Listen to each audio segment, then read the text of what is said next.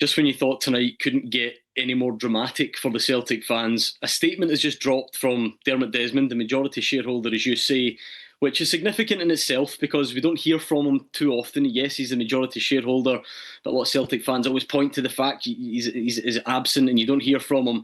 But the nature of this statement is incredible. It is a real attack almost on Brendan Rodgers and some of the things he said and done. I'll skip through as much of it as I can. It is particularly long. He acknowledges Brendan's contribution, and then from there on in, it is just a real defence of the club. And like I say, almost an attack on Brendan Rodgers. He says he wants to express his deep disappointment at the way the past several months we brought Brendan back. It was done with trust and belief in his ability to lead the club. Unfortunately, his conduct and communication have not reflected that trust.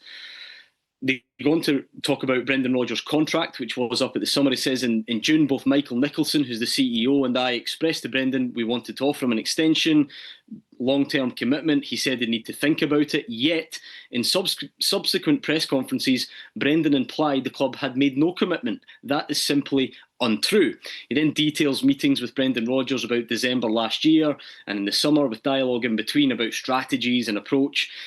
Again, another big debate is about who signs off on signings. There's always a feeling that Brendan Rodgers hasn't been backed by the Celtic board, but Dermot Desmond says every player signed, every player sold was done so with Brendan's full knowledge, approval and endorsement. Any insinuation otherwise is completely false. His public statements about transfers and operations came out the blue. At no point had he raised these concerns, and it really does go on to just try and disprove everything that Brendan Rodgers has said. He said that once Brendan Rodgers made the comments publicly, I tried to address them directly. We met for 3 hours at his home in Scotland. Despite ample opportunity, he was unable to identify a single instance where the club had obstructed or failed to support him. The facts did not match his public narrative.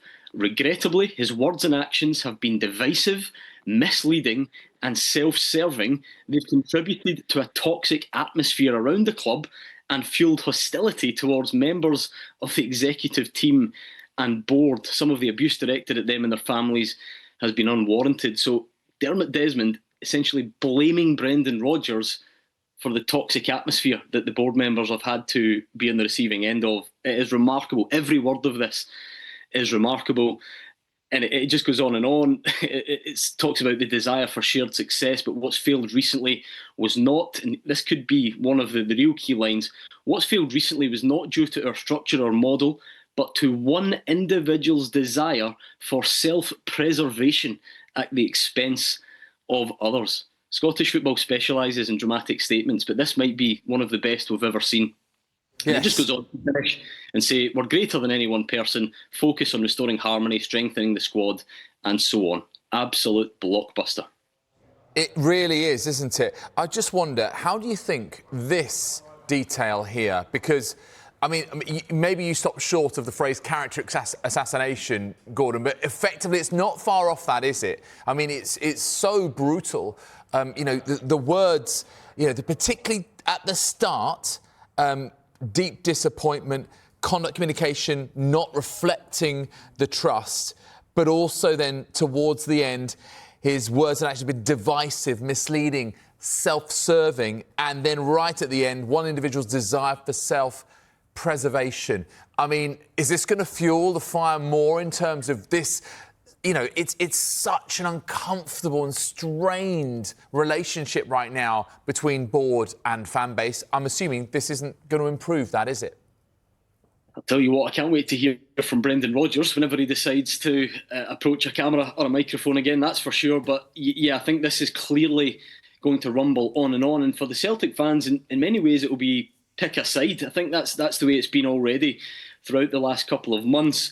If you take Dermot Desmond at face value and you believe everything he said, which is well presented, and I guess he feels he can back that up, then you would hold it all against Brendan Rodgers and you would look at the comments he's made and the way things have played out, and you would side with the Celtic board, if you like. But for a lot of Celtic fans, faith in the Celtic board evaporated a long time ago, and they'll be on Brendan Rodgers' side. So I'm not really sure if the statement will change people's minds in any way. The lines have probably been drawn already. We know what football can be like. It can be very tribal, even when it comes to issues within one club.